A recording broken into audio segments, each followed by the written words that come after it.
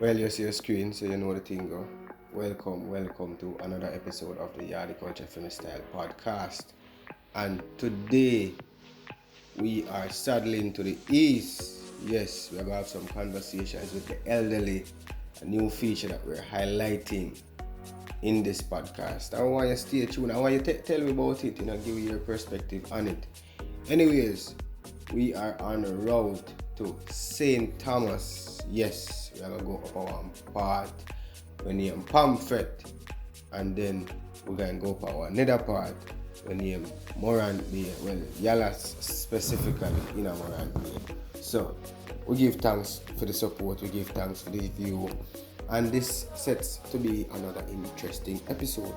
We're going to have some conversations about money, and we're going to have some conversations about life, and we're going to have some conversations about, things that used to happen in yesteryear compared to what I go on now, We're going to talk to some old people, and we're going to get for them perspective, the thing go, and say, an old person is like a library, so we're going to see if we can, link one of them library and get some information from them. Yeah, man, we're going to see if we can hold some serious talks about money and the value of money at that time in the 1960s and the 1970s and forwarding up to now, a comparison. So we give thanks, go and give strength, and if you don't do that yet, make sure you like, share, subscribe, and man, drop a comment so that we can know your thoughts on what we are doing here. We give thanks,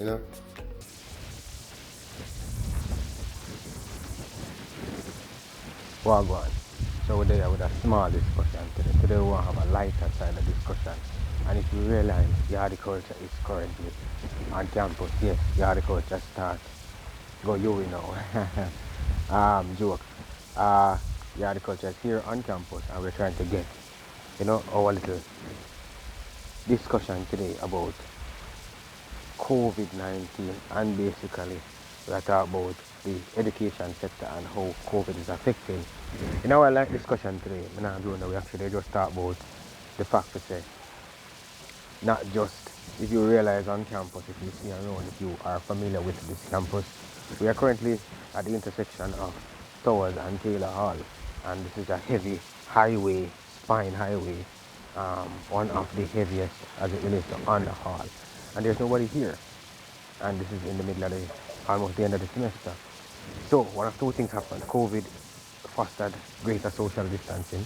Two, who couldn't afford to go online or who couldn't afford to stay in a Kingston, or just because the university is closing down, they can't stay here, closing down the hall of residence classes, they can't stay here. So one of two things, let us be realistic. How is the COVID affecting our education sector? Clearly, it is affecting it drastically, because a lot of persons enough people who could have gone to school, can't go to school right now, they don't have a tablet. I will not even go from the primary sector where we know predominantly persons who, that's the essential aspect of your educational development. Now, we are looking from an higher education standpoint. At university, the leaders of society, the leaders of public and private sectors, they are persons who can't come to school right now because they don't have the money to buy a tablet. And that's a real thing. They don't have the money to buy a tablet, or they don't have the money to buy computer, or they can't pay for data. Believe it or not, yes, there are university students who are unavailable, money is unavailable for them to pay for data on their phones. Yeah, man. So let's be realistic. There are solutions for this. The university in a bid, you will get from them donors 500 tablets and then distribute them to the library. That's one. But couple that with a student population of about 15,000 undergrad and about like 4,000 to 5,000 postgrad, then you can really see that never is going away. We give thanks for the outpour. And we see enough ventures and business outside of the private sector and public sector decide to give you a piece of food towards tuition fees for persons who are unable to pay that tuition fee, because you don't know. And just the education part, remember the people, parents lose their work, so you have to pay that too. Them lose their work. So how were they supposed to pay that 10,000 US or that 30,000 US for that law and made respectively? Or even how you're supposed to pay that change that 100,000, let's say, the undergraduate that do generally. So factors like those you have to take into consideration when you look at how COVID affects higher education and students going forward. Enough people literally can't come to school right now. Seriously, because they all locked down, them not know if to stay. And by extension, they can't pay out a road. The rent the amount of time to stay out a road. Then people then can't show about that much money. So they have to stay home. Now sometimes in one community which part the internet is not so strong, let's be diplomatic. No internet is dead. Let's be straightforward. No line running in community, flow, digital, or whomever who is responsible for that internet connection or connecting that respective community. Them not do it. So let's be mindful. That's also another issue. So what am I gonna do? Don't have any other nothing to do. Food for thought, you know. This is just sparking. There's a few questions to spark a discussion. In our next podcast, we will be focusing heavily on this aspect of it. We're going to have people talk about, you know, we're going to have young persons who, from the primary level and the high school level, who this is affecting, give you their testimonial. So that podcast is, or the series coming about now, is talking about how education is being hampered by COVID-19. And we're going to have testimonial, and don't get me wrong, we're not just highlight problems, we're looking at solutions as well. So we'll show you at the end, the later end of the spectrum, towards the end of the series, the solutions that we would have, you know, emerged from this. But look out for our upcoming issue, our upcoming episode on education, COVID-19, and how it is affecting Jamaican students from the primary, the high, to the tertiary, you know. Even persons who are supposed to do post-doctoral studies still hampered by physicality because they can't leave the country. So enough factors to come about. So these are just opportunities for us to spark. Think about it. And as usual, shoot me a message. You know, give me a link in my DM. Comment. Put some comment on the comment in the comment window, and we could chat about it for a minute. And next episode, if it is that you're a favor, you're a college student and you can reach out to me, and possibly we can be using you as our interviewee for that college episode. So until next time, we give thanks, and Yaadi Culture said give thanks for the love and the support. Big up on yourself, please. Thank you for the support, and as we tell you already, the podcast is evolving, and we have features like conversations with the elderly, that also we have the Jamaican Superstitions and Sayings. So this feature, this podcast, we have conversations with the elderly. Mr Neville Kenton will give some insights on what life was like when in the Joshua group, as it relates to money, as it relates to general life and approaches, you know.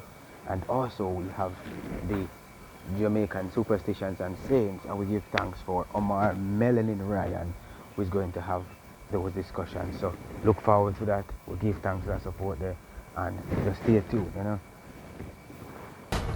Yes, bless up peace. As usual, we always try to find persons who are knowledgeable about our culture, persons who embody the St. Thomas. So we have Mr. Neville Kenton here with us today, and he's a born and bred St. Thomas man from Yalas, a son of the soil, as you'd call it, you know. And we're going to have a little frank discussion about money, specifically money where he used to use when he was a younger child, you know. So, Mr. Kenton, my respect, and you know, thanks, we can give you 5 minutes of your time because we realize you're busy. So talk to me a little bit about money, specifically where you used to use as a younger person growing up, you know? Well, in my days, money did have even more value than what I see it have now. Mm-hmm. A penny could buy, this is a penny. Ah, a penny. That's a penny. And that penny could buy my lunch when I'm going to school. This penny? Yes, that penny. That penny could buy my lunch. 1 penny. Yeah, 1 penny. Yeah, could buy lunch for me. And This could buy me a Joe Louis. Mm-hmm. What's a Joe Louis? Joe Louis is just like how you have a cake, not cupcake. Kiss cake? No, not kiss cake, the slice cake, the one you... Like the marble slice? Like marble slice. Aha. When you could get something... Marble slice would be about a quarter of a Joe Louis. Mm-hmm. Yes. Joe Louis thick, proud about this. And you could cut I realize you keep saying Joe Louis. So Joe Louis is the thing itself, or the person? No, Joe Louis is the thing. Mm-hmm. Joe Louis is the name of the cake. So Describe it for me. It's a cake that makes just like Similar to marble slice. It's not a marble slice. So no icing, nothing like that? We don't want no icing on that one. That one having a little fruits in it. Oh, Fruits. It's just like you make a cake, but they always bake this one in the long pan, in the square pan, not the round pan. Okay, so it's a longer kind of. Right, so you can cut and cut. You put cheese and something inside of it, or pear. Sometimes you can eat it with cheese, we can eat it with pear, and it eat by itself. It is nice by itself. Oh, like Joe Louis. And you would buy like we take half of this. We call it a penny. A penny. A penny, which is a half penny. Okay. Half penny. Okay. And you use this, and you buy snowball from it. You buy snowball. You get your cup. Share the ice. You throw the syrup on it. Oh, the syrup, the shaved ice kind of. It's a thing evolve. You move from snowball to Frisco. And to sky juice. Suck as they call it. Sky juice, suck. Yes, it's the same thing. Right? But it's just a different version. But what you could do is throw the syrup on it. Alright, so it was much better. I realize for example, this is a penny also. It's a willy penny. This is a willy. Why you call it a willy penny different? Because the willy penny different. The willy penny different from this penny. It's the same penny, have the same value, but this one is what we call a willy penny. Well, I realize the difference. One is a normal money, that one is like a king. Right. Emperor. Yeah. But one of them is British money. Okay. One of them is British money. But this is a willy penny. Okay, so the same thing on the camera. Municipal corporation. It is noticed that this came up before this one. Yes. Okay, so it's like a remake of this. Oh, okay. I'll get a shot of this in a minute. The same way in the 60s. Okay. Tell me another currency. And the currency is shilling. Shilling. All right. 1 shilling. Is plenty money in the 60s. We call plenty money. Like me can buy a bag of grocery and something. I'm going to bring that right back to grocery. When we have a shilling at home, that can, when my father's a fisherman, that can go and shop and buy rice and whatever we want. And 1 shilling? 1 shilling. I know in a Red Stripe beer selling for, we have $20, $25, and we leave from Baptist and come out of Yellow and buy Red Stripe beer. About 4 of us. Right? Red Stripe beer was so cheap. It was so cheap. This is in what year? This is in what year you're talking about? In the late 69, about 69. Oh, so it's 69, early 70s. Yes. Oh, okay. 60s, yes. You tell the money they have sense. Money have strength. Yeah. And my mother would take £5 and she go to town and she have to buy Christmas. She buy Christmas things for all of us. How much we call all of us? Like 2 penny, like 2 No, 1, 2, 3, 4, 5 of us. 5? Yes, 5. And when she come back with her money to go to market. All right. Yes, that's how strong the currency in Jamaica was. The currency in Jamaica was. So you know, like all the currency, you know, compared to what then? In 19, let me give you a year. 1972. 72. 72, 73, 74. All right, 72, 73. I was working as a welder. Oh, you are a welder too? Yes, I'm a welder. I wear many hats. I was working $26 a week when I was working. 26 Jamaican dollars? $26. And I buy my cricket boots out of it because I'm a cricketer. You mean a cricket boots, like the spikes, the proper spikes? Yes. The one with out of $26? Yes. Which year was this? I think it's 73. 73 I buy one. So, because I was a captain for Yellow side. That's just 40 years ago now. So when we can't use that money, they do that now? No, I did have my Bible a while ago. I'll show you something. And then I'll put the more precise. Not no, that's a book. Okay. But I did have the Bible. Oh, see here, man. Is this one of it here? Alright, I'm going to see, I'll show you a old clipping. Clipping is here. Because money did have value. My friend used to work at Newport West. And he used to make doors. He's a carpenter. Which year is on that? Aha! Which year is that? August 16, 1974. That's the time I resigned from playing cricket. This is the Jamaica Daily newspaper, you know? Right. This is a whole history of the you know? Whole history, man. Oh, you're on this picture? Yeah, man. I was the captain for that team. I don't win the competition. N. Kenton, captain. Right. Alright, we'll get a shot So at you this. see what happened is. We'll get a shot at this before, you know? You want a shot at that? Yeah, man, that's fine, man. You could go down to the Institute of Jamaica and get a better one. And that's fine, you know, your history. Yeah. Your The history. thing about it is that money did have value. Uh-huh. A piece of land, for example. But a proper cricket boots, me see, you know, proper boots. That's what I tell you. I buy this out of my You $26? Yes, I buy it. I think about for $14 or $16. I buy this one. I was working at AG Rodney Construction, doing welding in that time, and I buy my cricket shoes out of it. So you can see how strong the currency was. Like the currency was so strong that you work $26 a week, and I have to go back to town because I live in Dallas, going to AG Rodney. That is in what? So you commute? Yeah, man, 169 Bay Farm, 67 Bay Farm Road I used to work. Uh-huh. It's 167 or 169. Mac Rental is that one and Rodney is that one.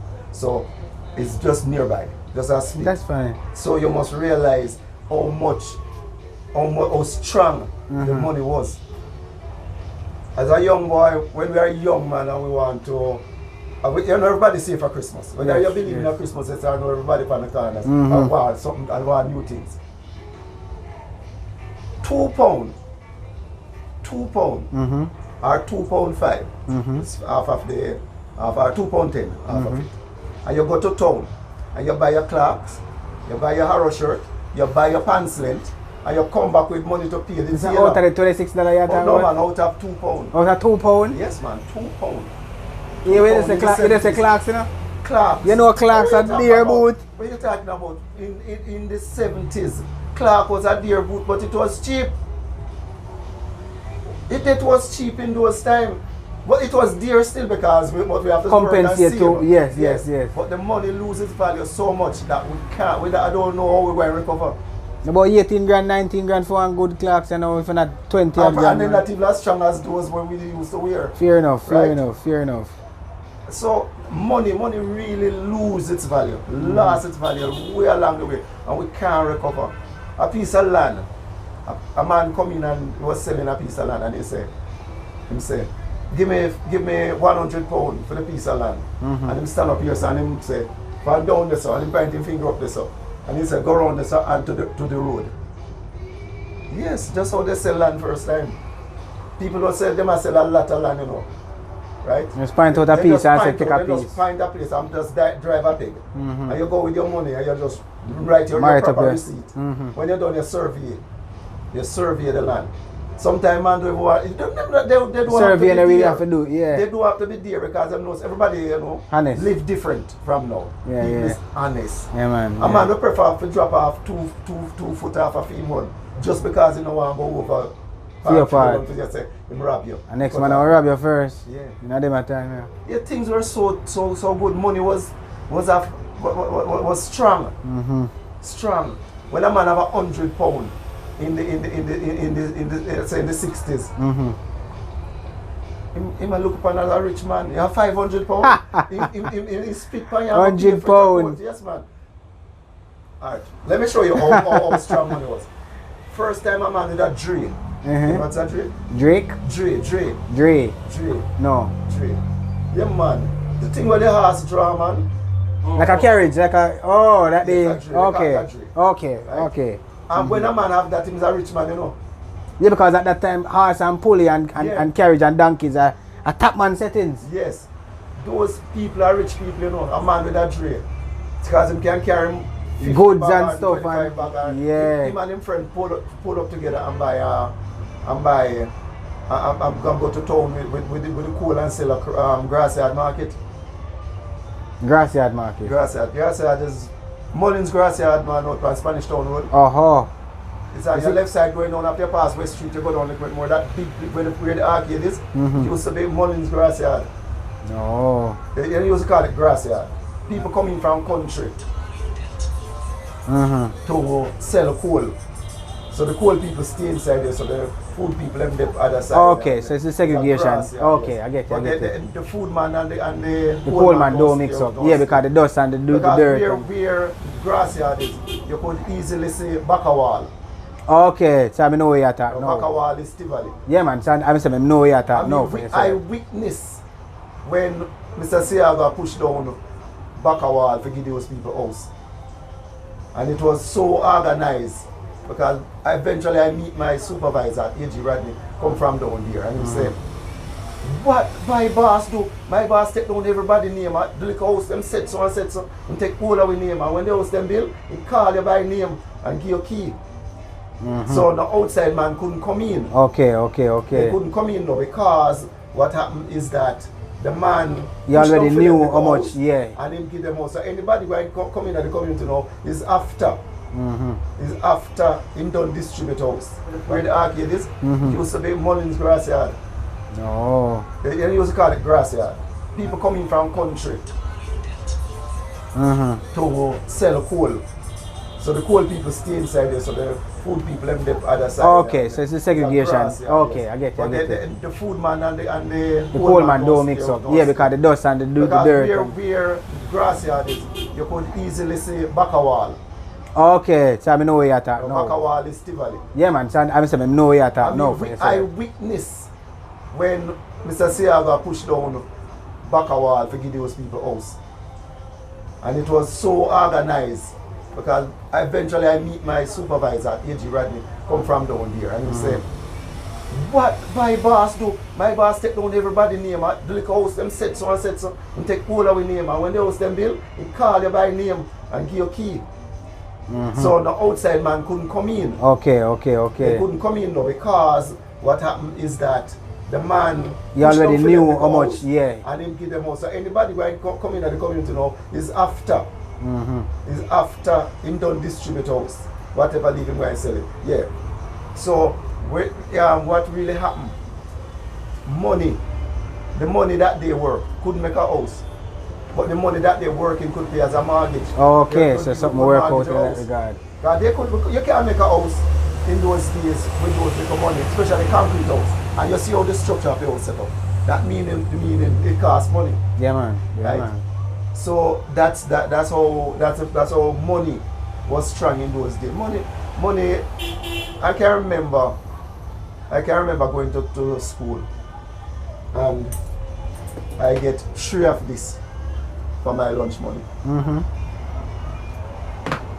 When I go into school, I take my lunch money and I run down to my Sparta shop and I buy 6 marble. 6 marble with my lunch money. And I begin to play marble, win and sell, and sometimes I end up with a shilling.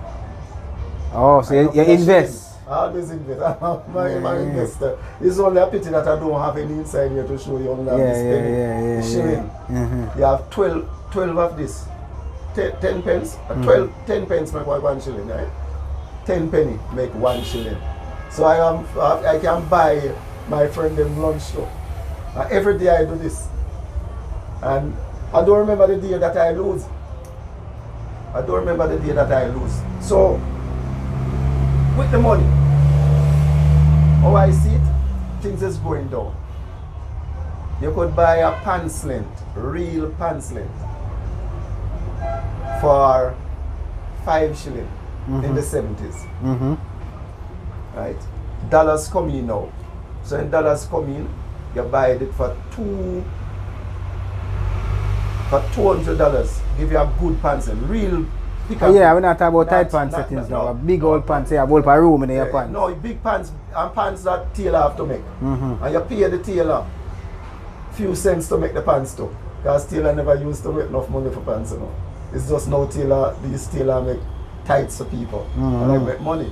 But those days were real good days. Everybody, 2 shirts used to run the market in the 60s, come up to 70s. And it's Arrow and Patrick. So if you're doing a Arrow shirt, you better in a Patrick or else you're not in it. Alright? And you have man use Hush Puppy for the dancing shoes. Because you know some man have to throw legs. A man have to slide. So therefore you can't do that in a high heel boot.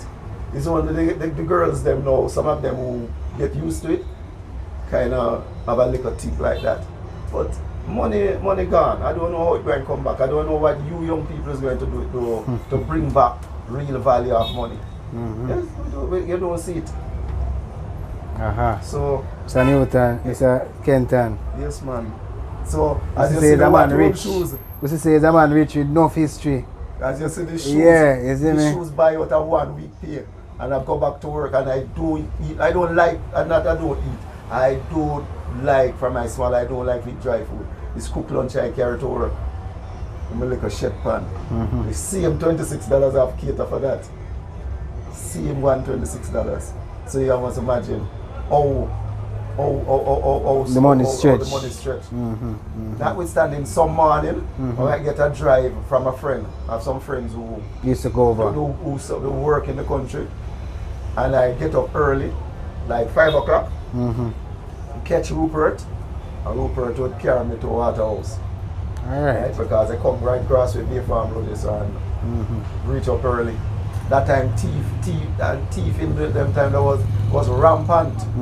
Yeah, man. Thief in a Waterhouse was rampant, but to be honest, nobody has ever troubled me. But we see them, man. God be the glory, yeah. Mali just touch you and say, see one of them there, you know. When you get your shoe, the money you push it down your shoes, I only have your fear. There's nobody not taking off your shoes. So, we don't know, but money really lost its value. Things, it was £85. £85 to go to England. I remember when the plane fare was £85. And my father put on his Fimi £85 in a jacket pocket and drink it out. And my friend then just go drink rum and beer and done it. And my brother come in and walk and him take out some money for him and let him brother and say, go on to England. Me not ready yet, me come after. So money loses its value along the line. Alright. Yes, lose its value along the line. So we give thanks to Kenton for the reason and for the insight. Yeah, Because I not lie. A whole heap of history, I realize that in you and generally, you know. So if we are gonna organize. I would carry some money. No, that's what I'm saying. You know, we are gonna organize a second round, a part second. Have some kind, you know. Have some kind. Have some kind. We are gonna organize your part second, and you can get to showcase all of your historical holdings. You know, all of your whole library. Cause it look like you have a whole library with you, you know. So yeah, you know. So we give thanks. You know, we bring this to a close. But we give thanks for the reason and for we are gonna take shot at the picture and everything, man. So yeah, man. So we give thanks, Mr. Kenton. But you have a white nail, you know. You know, white nail. No, we're not a white nail, you know. Give thanks. Today we are here. Wonderful St. Thomas, you know. Cool St. Thomas. And we're there with the fireball. Omar, Melenin, Ryan. That you know him from various spheres. But today we have all a reason. The historian that is Melenin, you know, the culturalist that is Melenin. Fireball. Yeah, man, we do thanks, thanks, you know, and I respect for for the line, you know. Yes, sir. Yes. So a long time we don't have a reason for you. Yeah, man, a real while, you know. So we do give thanks so we can hold a reason because, especially on them topic, because I know years we dip on the block. Yeah. Black Sea, Roasters, Taylor Hall, UA. I talk about culture and we go classes as well. True. I remember we do a class with Herbert Gale, Caribbean culture. We do other courses as well. And I'm Black and them stuff, the course with Jerdaine and I and things like that about proverbs and some sayings, you know. And this is St. Thomas where we consider it a cultural repository where it's like a library of knowledge when it comes on to culture. This is the place where Rastafari was started and some free Africans came after slavery ended in 1838. Some free Africans came here a decade after and they were dispersed broadly in St. Thomas, and those people are responsible for coming and a lot of the strong African heritage that we have here. You know? Yeah, man, so we do give thanks. Aye. From that heritage, we know that heritage foster amalgamation between, you know, the various persons that were here at respective intervals. Jamaicans, you know, morphing, and you know, our daily life still revolves around saying superstitions. Yes. The whole work. You know, if you buck your toe, you're gonna pray something. Yeah. If a baby born have a hiccup, you're gonna pray something else. So yeah, because me as a man, I like buck on my right foot 2 times and them thing there. Yeah, twinkle. Yeah. Somebody say, oh, somebody call your name, your ears a ring. You know? Yeah, and me, as well, my brethren Zigga would have point out a while ago. Them thing are some natural mystic, you know, where we have to just over and look, say, you know, probably some of it we overdo it because like I grew up on here saying if like sweep out of the house like after 6 and after hours. But me as a man, me sweep my place anytime still there. You know. So you're not guided by certain. So I'm not guided by certain of them. And even if I go think about it when I do it, I say excuse me. Oh, so you basically alert because you already in your mind, you say, oh, make me sleep on some spirits. Because this is center man, I not line on me a youth. That thing when I'm dumpy, I think what me could have seen. If the same community over there right now, yes. the serious community will come and do them thing and I'm dumpy. So, me as a man, I'm generally aware of them things still. But I'm like, we have to go and like say we're afraid or whatever because it's part of living as African people. Sure. Because them say there are 3 types of people in the community, you know. The unborn, the living, and the ancestors. Yes. You know? Yes. Alright, so on a daily basis, I remember even yesterday, early up, we had some spicy, and whenever they measure the spice, they straight out, and I just feel like I stop and say, yeah man, the ancestor them said, enough that. And that's something that guided me, you know. So to tell you like a few things that I use, generally to guide you, you know, generally, on a day-to-day basis. Well, on a day-to-day basis, as I said, there are certain things that, like when we are sweep place, we are aware that we must not sweep, man. When you go to like graveyard, or if you go in our yard and see a grave, you're gonna cut tree around the grave and them things. You know, those are certain things we hold dearly because we respect the ancestors. And generally we notice places where a man probably go and see a grave and go and cut down. And so I'm doing all the machine go and mash up on them things. Because I see them things that a lot to do about White House is there's this White House a community where right beside the road there's grave. Yeah. And there's some of them that the man them can't do nothing about it because them see some tree and them try to cut the tree and them get cut instead of the tree. Oh. So there's a superstition type to that too, you know. There's one about pointing too, you know. So it's basically saying that you will touch nor point. Yeah, you have to point in a graveyard. Yeah, you and that's one thing I know do up to now. bite our 10 finger after When I got dead yard, like for example, I go and wake or what you call a dead yard at 9 night. You don't tell nobody say I leave, you just go to your yard. Sure. Yeah, so anytime you go to them place, them just show. I not tell them I'm gone or I'm not there, because I don't want to double walk with my yard. And when you reach your yard, and me as a man right now, when I go home same way, I still, even to this day, I still look what I'm going on. Because most of you still feel some energy. You know? Yeah, you can feel the vibration. Yeah, and we just got 2 famous Jamaican words. You know? You know, I got that. You know, I light on some fire and call all some powerful ancestors, like my immediate people in my past, I call them. And I feel like some spirit around me whenever around me. They call for my spirit now to come protect me from them spirit there. So that's one I think when me hold pan. You know, I hold pan thing out there where we live pan daily, man, where we just aware of them things that I know, so here one ancestors, spirit, dopey, whatever you want to call it, them exist and me experience it. I can tell her once and me knows that them things they exist. Now growing up, I experience them something there. Then you can feel the vibration. But it's just that you must not be coward or fearful. As if my virgin Zigga, they see where them man they live, the man they hills down here, I hills them man they plant, and the man they alone they them place them all the time. I wonder what go on if, you know, but the man they move with a powerful spirit. So I think the spirit as well, ancestors. Yeah. Because them say Duppy know if you frighten you. True. So you say Duppy know, if Duppy say he's a coward spirit, they might frighten you. Yeah. But when them say he's a man who accept the reality, say yeah man, you're not there, but we're not afraid of it. Yeah, you live in your real, me live in my yeah man, so me live. Don't disturb my peace. So me live. Because last week I feel a vibration in my yard and I just, you know, I just get red as somebody said. And say, yo, leave this. Yes, you do. Me alone for there, sir. Left. Yeah man, and you know, it free up. And so me tell her, I have a cousin already, like, him go in a family graveyard, like family plot outside that graveyard, a family plot. And I throw some stone at the mango tree. And I say like, yo, throw it. I know in the night now, he must sleep. And we don't know what going on. But the man wake up one house like 400 meters away from the house. You know? I am like him sleep because and in the morning what them says that our ancestor them know because over like a 2 neighbor yard. Like I'm father when I say now, people them dead over the yard, and over the yard, them a throw the stone. Over the yard, they went there now, in mother's matriarchal side, a lot of grave in the yard that too. From that side. Yeah, so him go sleep in this yard and wake up in his grandmother yard, That 400 meters out. Oh, that. Yeah.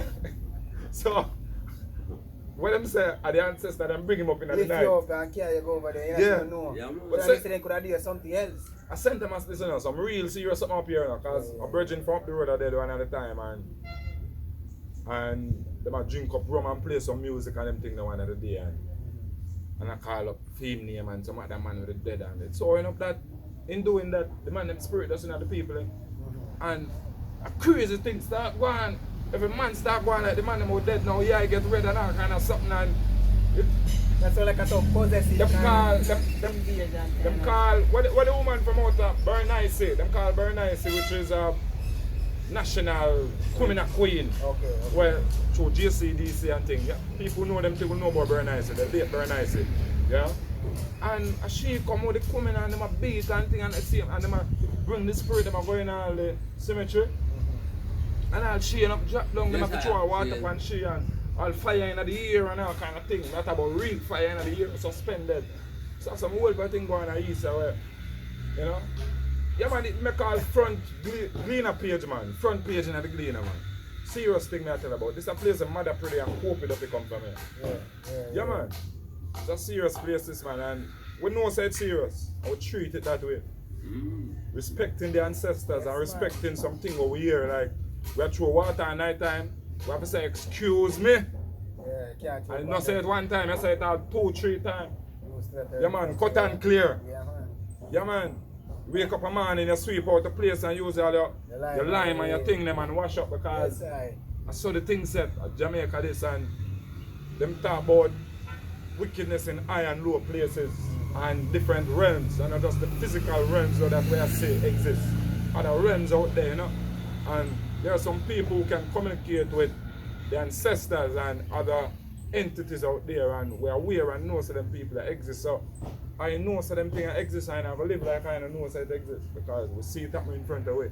We see people are raised up and them thing there. Oh, we see them thing there.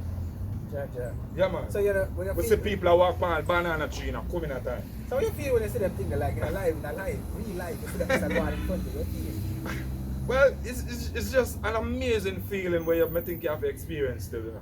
When I see all the black and white coming here, see the man a beat all the drum and get up and throw all the sheet over it, and when you look at the drum all a beat by itself, and you say, I walk one here. Like, them think there's some serious thing, you know. Hey, Jamaica is a wonderful place with rich and diverse culture and cultural practices. I will give thanks to them, you know. We have a nice, insightful reason with Melenin, the fireball, government name Omar Ryan. I will give thanks, you know, we give thanks to the reason. I will give thanks and welcome we into St. Thomas and welcome us by giving us a piece of the culture, giving us a greater understanding of what St. Thomas holds in terms of its cultural rituals and practice that are still practiced today. So, manners and respect for your bond for the Yeah, reason. man. I will give thanks, you know. Yaadi culture. More strength. Alright, so as usual, we bring you insightful discussions on the sporting arena, and this episode in the podcast, as usual, brought to you by Jerdaine, Sports Talk with Jerdaine. So up next is Sports Talk with Jerdaine. So look out for that. Jerdaine will give another insight about some topical issue that's affecting the sporting arena as we speak. So up next is Sports Talk with Jerdaine. Today I would like to talk to you briefly about Jamaica's track and field. Now, as you might all be aware, the Jamaica Athletics Administrative Association, J3As, has a new head. His name is Garth Gale, veteran sporting administrator. He is now leading the country's track and field, and I am happy to see a new face at the helm, because I believe over the past maybe 10 years or so, I think that the J3As, I would consider them somewhat a failure in that they have not really maximized the gains that the country would have made on the track. When you look at the Usain Bolt impact, for example, the J3s could have done a better job in maximizing on our ability to earn from the impact of Usain Bolt, because Usain Bolt is a global brand and I think the J3s dropped the ball. And so I am happy to see somebody else taking over the reins, and I am hoping that he will definitely bring to the table some creativity, innovation, and some forward thinking, because we are still a leading track and field nation in the world, and we are a brand. But what I have noticed over the years is that a lot of our sporting administrators, they have failed to maximize financially in terms of the brand Jamaica, or the impact of our athletes on the global village. I am not seeing, or I have not seen, where our administrators have been forward thinking in maximizing the brand. If even the Reggae Boys, if you look at the Reggae Boys qualification for the World Cup in 1998, I don't think that we maximized on that opportunity. And even now, the Reggae Boys might not be as popular as they were back then, but we should have done better in terms of the marketing aspects and the financial aspects of our brand as a country. So I am definitely looking forward to see what Garth Gale will do with the J3s, because we have several stars in the making. When you look at the likes of Brianna Williams and Kevona Davis, just to name a few, if these athletes are managed properly, there is no doubt that they are going to be staples in the world. They are going to be world beaters. And it doesn't make any sense. Yes, they run and they make money for themselves, but the nation as an opportunity, or the J3s as an opportunity to make some revenue from the popularity or the excellence of these athletes. So I'm definitely looking forward to see what Garth Gale will bring to the table.